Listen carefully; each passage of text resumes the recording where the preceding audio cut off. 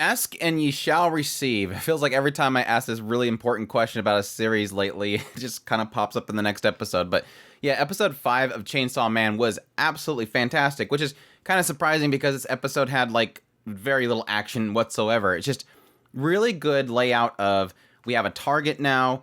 We have a lot of change in Denji, and additionally, yes, we got like this whole new cast put together, and we're getting the chemistry, we're getting an idea of what each person can do. Really a fantastic episode overall. Really loved it. Yes, technically starting things off with the the power scene, which I got a kick out of. I really didn't read into what Denji's response is. I just knew what was going to happen based on last episode, but I'm forcing myself to now only read the manga after I watch the episode to see if anything changes. And yes, by the way, in this episode, yes, it covered everything. We didn't have anything skipped, but there was one particular way they portrayed something specifically around the Gun Devil that I thought was so much more impactful in the manga. So I'll get into that when we get to that part. But yes, I like the scene with Power because yes, her doing her, oh, Kima, she's feeling good. And then realize they're just padded. And then, yes, Denji finally getting to touch, but at the same time realizing, wow, that wasn't as great as I thought it was going to be. Like this grand picture that he had in his head that, you know, sparks were going to fly and fireworks going to shoot everywhere didn't happen. He basically played it up more than it was actually going to be in the end. But before we get into the whole thing with Makima, I do like the fact that Power kind of points out here that, yes, I've already technically got my goal. I no longer need to hunt devils because Meowie's fine. I don't have a purpose anymore. But she's decided at this point that she's going to support Denji. Well, also because she can't escape Makima. Let's get that perfectly clear. But no, I really like the scene with Makima. And again, it plays into my perspective of how I feel about Makima so far. That she's manipulative, that she controls people through manipulation, but additionally, it seems as if she's always honest, which I do like about her. She's not just deceptive and we go, man, she's kind of mean. No, she's always honest about what she says. She's always clear about what is expected and what's the return. Yes, he's giving Denji food and stringing him along, but additionally, she's always clear about the alternative and why she's doing what she's doing. But this plays in this whole scenario because Denji is... he's ruined. Like, he's so mad because, like, it wasn't that great. And of course, Makima asks him, you know, look, why are you upset? What's bothering you? And he says, well, I finally got a hold of something that I've been waiting for a long time, and it wasn't that special. And so he's afraid now from going forward that anything that he sets his mind to, like, oh, here's my new goal, that the moment that I grab a hold of that new goal, it's not going to be that special. To him, the journey was the excitement. That was more enjoyable than when he finally got a hold of it. I've been wishing for this one thing and I finally got it and it's not all that great. And I like this because it's twofold right here. One, Makima, again, gives him truthful statements, but at the same time is technically manipulating him. It almost feels right here that Makima realizes, crap, Denji finally got something he wanted and now he's no longer has motivation. I need to re-spark him up. Again, I need to give him a new goal because obviously he's always been seeking out to grab Jess, probably my own, and he realizes it's not that great. Okay, I need to show him that he can still chase after me. He can still chase after this goal. And so she has to put it into him that, oh yeah, when you get something like that from somebody, it's not as great unless you know the person. You have to get to know the person and realize what you're going after, and then it's so much more special. Or specifically in her case, she's talking about sex, but it makes sense in the end. So she goes the whole thing with like her fingers, and yes, even goes the far as biting his finger, and then yes, giving him a touch. It's different with Makima because he's learning more and more about her, and thus it makes it more exciting. And that obviously turns him into dumb male protagonist character, whoa, whoa, whoa, whoa, falling on the ground and freaking out like expected with Denji. You finally get what you want and you freak out like an idiot. But it was still fun though, because like I said, it's almost as if she's recalibrating him. Like, oh crap, he's broken, he's got his goal, and now he's kind of just sitting there. I need to recalibrate him. I need to show him a new goal. And yes, tying into this conversation, if he takes out the Gun Devil, he'll give him any wish that he desires, which we all know what that's probably going to be. I don't know, later on it almost made it feel like he was going to end up asking her for a kiss or something stupid like that. But we all know where that, or our mind immediately goes to. But now the explanation of the Gun Devil, like I said, in the last episode, they kind of hinted at it with this extra scene they added in the last episode, which was this idea that there's possibly fragments of this Gun Devil within certain devils, and they were checking specifically the Leech one and the Bat one. But I was confused at that point if it was like a thing where these all like came together and consumed this Gun Devil.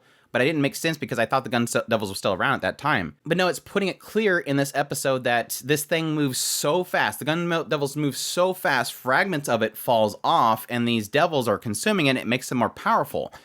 Or they're also insinuating in this episode that somebody might be feeding parts of the Gun Devil to different devils in order to make them more stronger or to cause issues. But now the explanation that Makima gives is that 13 years ago, mankind basically chose guns as a countermeasure to the devils. So the world itself was just selling guns like hotcakes.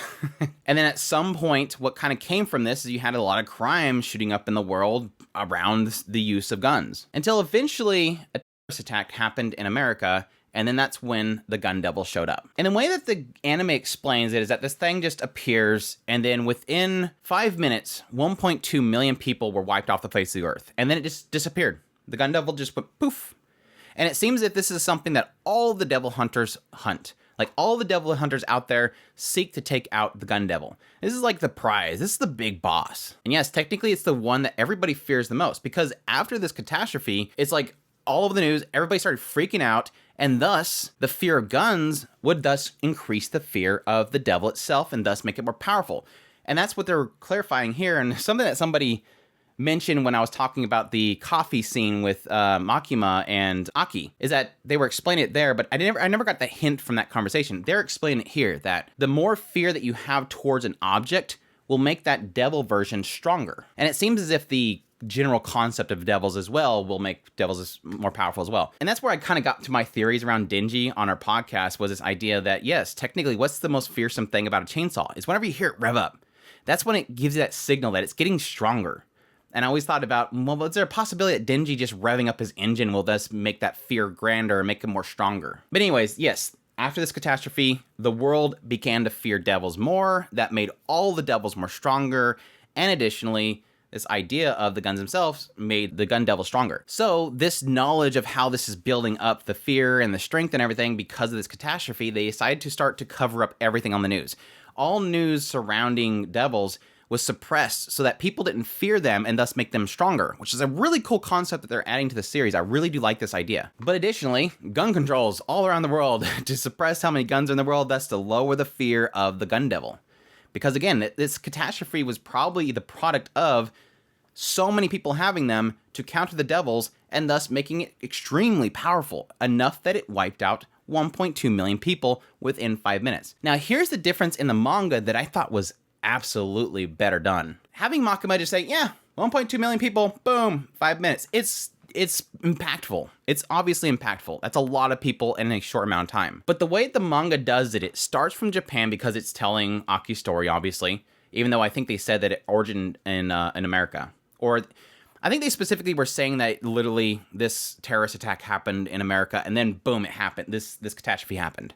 I don't know if they necessarily clarified that it happened that it spawned in the US. I think in the anime, Makima specifically says it appeared in the US. But it's just weird that they state Japan as the first option in the manga. Unless, again, they're playing off of, okay, here's Aki's story, he's in Japan, boom, it happened here. And then they go on and list all the other ones. Besides the point, it really doesn't matter where it spawned from because it's a global thing. Again, their emphasis here is that it is the world adopted guns to fight against the devils. But obviously, it's very easy to kick America.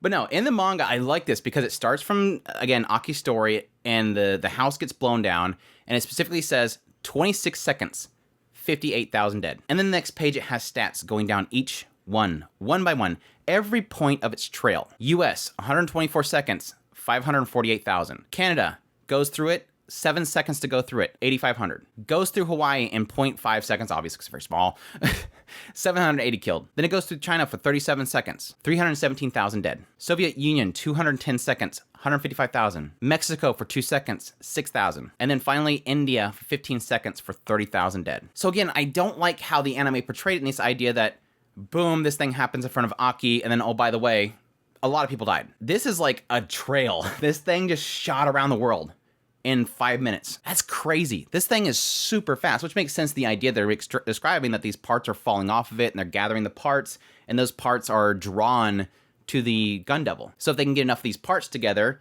which, yes, in effect, when they're consumed by devils will make them stronger, when they get enough of these together, it'll draw them towards where the Gun Devil is and they can take it out. Because they don't know where it's at. And yes, you can make an argument that, hey, It hasn't been around for 13 years. It's gone, right? Well, there's a fear that when it comes back again, 1.2 million people dead again. Now, the argument could be made that it's no longer as strong as it was then unless they don't come back down in power. Maybe they build power through fear and that stays there. Or if the fear is less, it goes down. But I don't know. Maybe we'll eventually get into that. But anyhow, super cool introduction. I don't know if I don't need this confirmed in the comments, by the way. I assume the Gun Devil was going to be kind of like No Gun's Life, where it's like this dude with a big, huge, gigantic revolver on his head.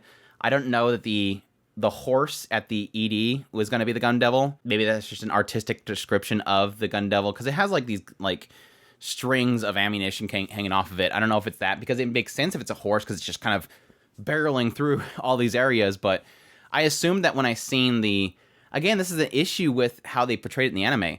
I assumed Gun Devil, it's just like, it just shot off this big beam and took out a whole bunch of people. But again, it seems to imply this thing just so fast dashed through everything. Which I think if something was moving at that rate and that powerful, I don't think Aki standing nearby would have survived, but that's just looking too much into it. But yes, this eventually leads to our new team heading over to this hotel where there is this sign that there is a demon inside of it, or devil inside of it, that has consumed some of the Gun Devil. We have the introduction of Himeno, who seems to likes to tease, so she kind of gives gives everybody this incentive that whoever takes out the devil can have a kiss on the cheek, and Denji's like, whoa, oh wait, no. I don't need that no more. I have Makima. Like, he now has a new goal. He doesn't need just anything. But then she's like, oh, well, then I'll give tongue too. And that quickly, his resolve is ruined. But we get a little perspective that this Himeno is obviously the senpai of Aki. That at some point, Himeno was assigned a new partner after, I think she said 6 total partners were lost. And that was Aki. Aki became her new partner. She started training him. And now we have them standing and looking at their new rookies, who are all a bunch of doofballs.